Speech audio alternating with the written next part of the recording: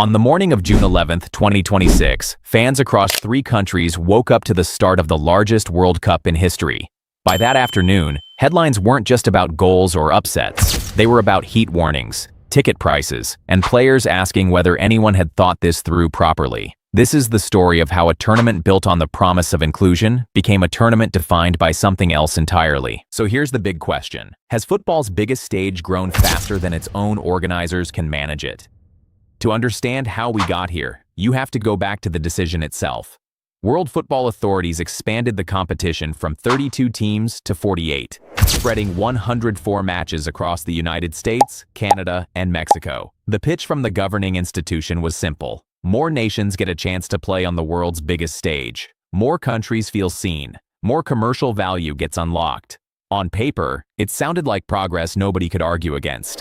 But this is where the story changes. Event number 1 centers on heat. According to reports from climate and sports science researchers, 10 of the tournament's 16 venues face what was classified as a very high risk of extreme heat stress. In May 2026, 20 international experts in health and exercise physiology sent an open letter to football's governing body, warning that its heat policy was inadequate and could expose players to heat-related injury. Their concern focused on the threshold FIFA uses to even consider postponing a match. Under existing rules, that decision only becomes possible once conditions reach a wet bulb globe temperature of 32 degrees Celsius, a level several scientists argue is already too dangerous to wait for. Why does this matter? Because this isn't theoretical anymore. During preparation matches, players were photographed lying on the turf, drenched, struggling to recover between sprints. One manager described conditions after a match in Cincinnati as feeling like he'd stepped out of a sauna. A midfielder for one of Europe's biggest clubs called the conditions dangerous, saying that everything on the pitch simply slows down.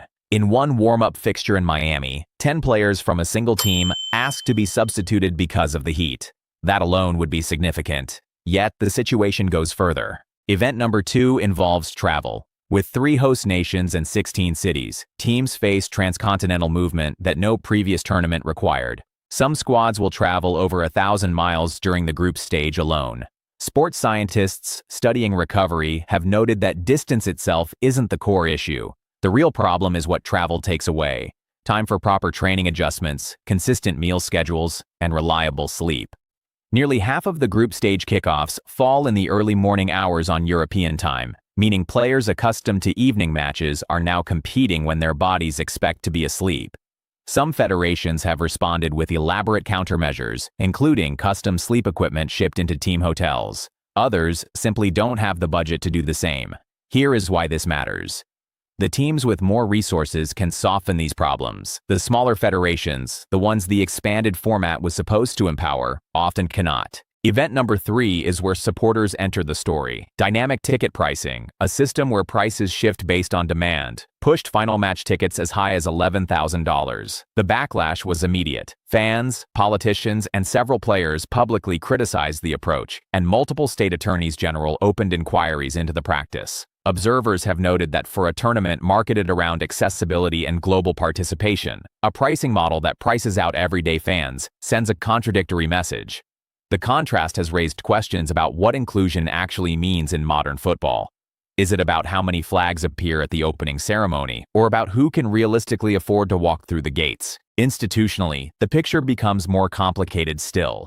Smaller federations have publicly described logistical strain that wealthier nations rarely face. Visa delays, training base relocations, and last-minute travel disruptions affecting teams and traveling fans alike. For federations operating on limited budgets, navigating 3 countries' worth of immigration systems, transportation networks, and climate zones isn't a minor inconvenience. It can shape how a team prepares, trains, and ultimately performs. But this is where the counter-argument deserves real weight. Tournament organizers maintain that expansion achieves something previous formats never could. More nations qualify. More federations earn revenue and exposure. More young fans in more countries see their own team compete on football's biggest platform. Supporters of the decision argue that growth always comes with friction, and that the alternative, keeping the tournament smaller and more exclusive, would simply trade one set of problems for another.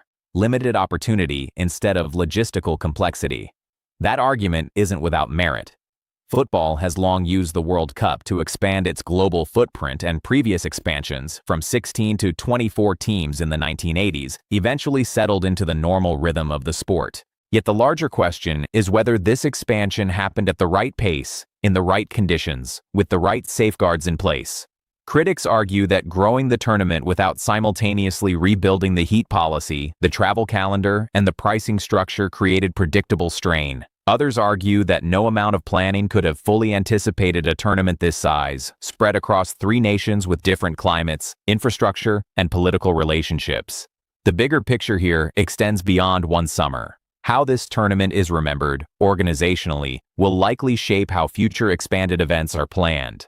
The governing institution has acknowledged some of these concerns, introducing mandatory hydration breaks and forming a task force focused on heat management. Whether those measures prove sufficient is something that will only become clear as the tournament progresses. In the end, the 2026 World Cup may be remembered for 2 competing stories happening at once. One is a story about access, about more nations than ever competing on the sport's grandest platform. The other is a story about the costs that came with that access, paid by players managing extreme heat, smaller federations managing logistics, and fans managing prices that priced many of them out entirely. Both stories are true. The real test is, which one history decides mattered more? So here's a question worth sitting with. When a tournament grows this large, should football prioritize opportunity for more nations, or protection for the players and fans already inside it? Let us know where you stand.